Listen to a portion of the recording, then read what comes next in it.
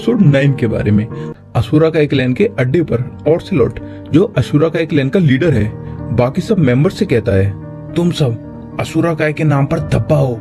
एक मेंबर कहता है, हम एक्सपेक्ट नहीं कर रहे थे कि वहां आके अटैक मास्टर फाइट ज्वाइन कर लेगी, भला हम क्या ही कर सकते थे। ऑर्सेलोट कहता है, यूनिक सिनेरियो दांव पर है, तुम्हें अंदाजा होना चाहिए था कि टॉप प्लेयर्स इसके पीछे होंगे। पेंसिल गन ऑर्सेलोट से कहती है, तो तुमने ये काम खुद ही क्यों नहीं कर लिया। ऑर्सेलोट कहता है, मेरे पास और भी जरूरी काम है करने के लिए। पेंसिल गन कहती है, हाँ हाँ बिल्कुल। फिर ऑर्सेलोट सारे मेंबर से कहता है, ये रैबिट जो सुनराकू के पास है जरूर एक चाबी हो सकती है यूनिक सिनेरियो की, और हमें यहाँ एक बिगिनर से डील करना है जिसे एसएलएफ के बारे में ज्यादा कुछ नहीं पता, और अब तुम कैसे भी करके सुनराकू से इंफॉर्मेशन हासिल करो। सिवाय पेंसिल गन के सारे मेंबर्स हामी भरते हैं। पेंसिल गन कहती है, मुझे पालतू रैबिट से कोई दिक्कत नहीं है, लेकिन क्या असुरा का मेंबर होने के नाते हमें पहले उस चीज को हैंडल नहीं करना चाहिए। ऑर्सेलोट कहता है, मैंने तुम्हें पहले भी बताया था कि यूनिक मॉन्स्टर को हराया नहीं जा सकता। ऑर्सेलोट फिर सबको लेक्चर देता है, इस समय सिर्फ हम लोगों को पता है कि इस चीज को बाहर लाने की कंडीशंस क्या हैं। अगर हम इस चीज का ठीक से इस्तेमाल करें तो इससे हम असुरा काय की बैटल पावर इंक्रीज कर सकते हैं। बाकी मेंबर्स भी कहते हैं, यूनिक मॉन्स्टर से फाइट करने का कोई फायदा नहीं है।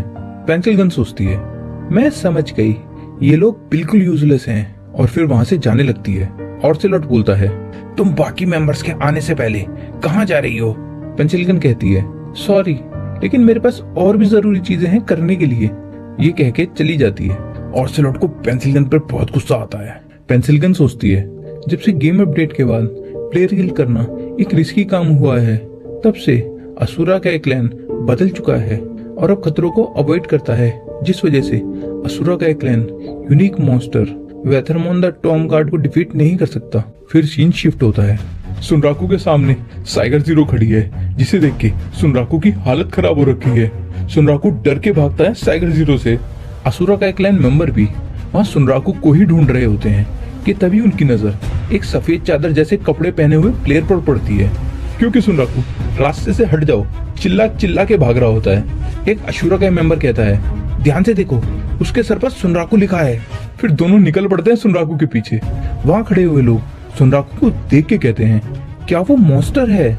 सुनराकू एमुल से कहता है, चलो अब नेक्स्ट एरिया चलते हैं। असुरा का मेंबर कहता है, मैं समझ गया, वो आयरन रून्स की तरफ जा रहा है, और बाकी सबको बता देता हूँ, वो गेट पर जाल बिछाकर बैठ जाएंगे। एमुल कहती है, हम प्रिज्मेटिक फॉरेस्ट ग्रोटो जाने वाले थे, लेकिन ये रास्ता आयरन ड्यून्स ऑफ डिविनिटी की तरफ जाता है। सुनराकू कहता है, अगर हम सीधा प्रिज्मेटिक फॉरेस्ट ग्रोटो जाएंगे तो वो हमें पकड़ लेंगे, इसलिए हम आयरन ड्यून्स की तरफ जाते जाते घूम के प्रिज्मेटिक फॉरेस्ट ग्रोटो चले जाएंगे, और ऐसे वो हमारा गलत गेट पर इंतजार कर रहे होंगे। अगले सीन में असुरा का मेंबर कहता है, पता नहीं वो कहाँ चला गया, चलो सीधा आयरन ड्यून्स की तरफ चलते हैं। और वहीं ऊपर से सुनराकू उन्हें देख रहा होता है। सुनराकू और एमुल अब प्रिज्मेटिक फॉरेस्ट ग्रोटो के गेट पर पहुंच चुके हैं। तभी सुनराकू अपने पीछे साइगर जीरो को देख के डर जाता है और कहता है, इसे कैसे पता चला। साइगर जीरो सुनराकू को फ्रेंड रिक्वेस्ट भेज देती है। साइगर जीरो कहती है, मैं एज अ फ्रेंड ये स्टार्ट करना चाहती हूँ। सुनराकू साइगर जीरो की आवाज सुन के सोचता है, क्या ये एक लड़की है।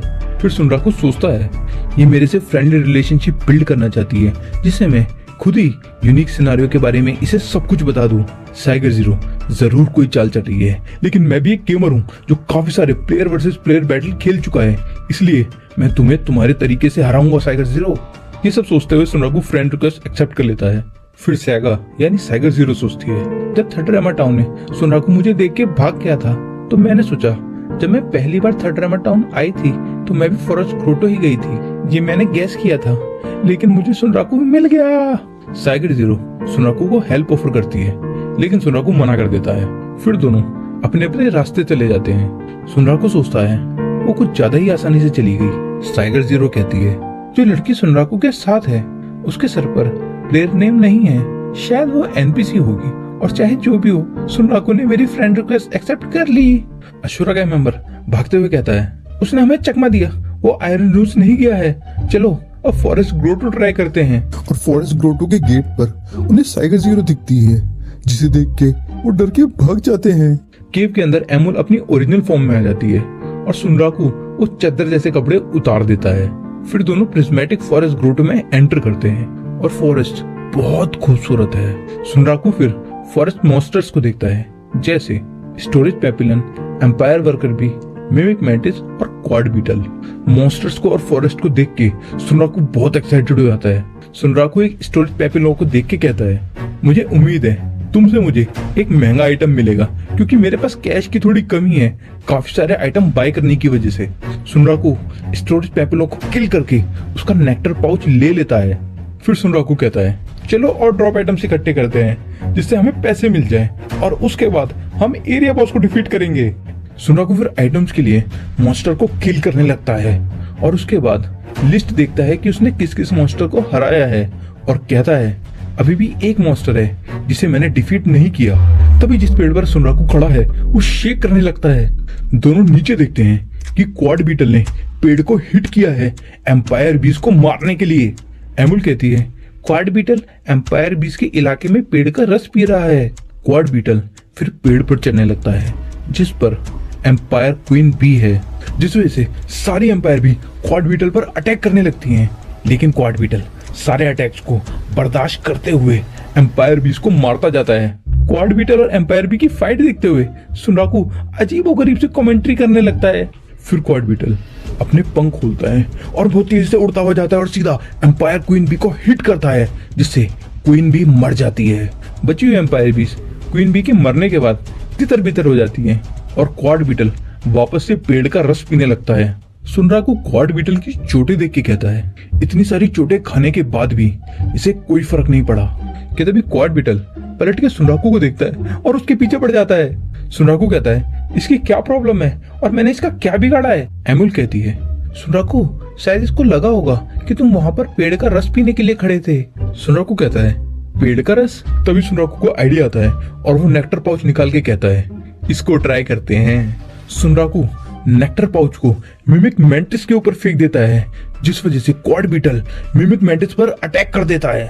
फिर सुनराकू क्वाड बीटल की तरफ बढ़ते हुए कहता है, लगता है ये नेक्टर पाउच के पीछे था और जो क्रैक इसके आर्मर में हो चुके हैं एम्पायर बीस से लड़ते हुए, उनका मैं फायदा उठाए बिना कैसे रह सकता हूँ। सुनराकू फिर क्रैक्स पर क्रिटिकल हिट करता जाता है, जिस वजह से क्वाड बीटल मर जाता है।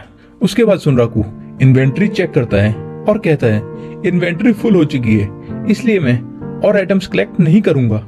फिर दोनों एरिया बॉस की तरफ जाने लगते हैं और उन्हें जगह जगह मकड़ी के जाले दिखते हैं। सुनराकू ये देख के कहता है कि यहाँ का एरिया बॉस एक स्पाइडर है। एमुल कहती है, हाँ, और उसका नाम क्लाउन स्पाइडर है। तभी उन्हें गुफा दिखाई देती है और वो दोनों गुफा की तरफ बढ़ते हैं। फिर हमें क्लाउन स्पाइडर की एक झलक दिखाई जाती है और यहाँ ये एपिसोड खत्म होता है।